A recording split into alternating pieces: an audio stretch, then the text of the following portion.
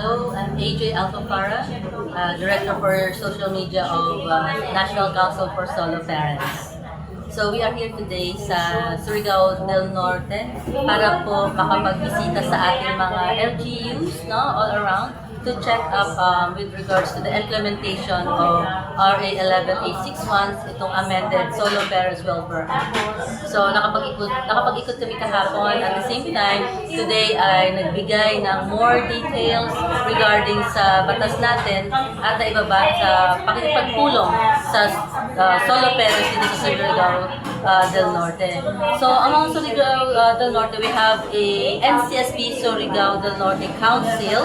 So yung kanilang members at ang kanilang mga leaders ay nakipag-meeting po tayo sa kanila. So kasama po ang ating Congressman Red D. Guzman, no, na nakausap nila at nabigyan sila ng very quick information sa programa na nandito sa NCSP.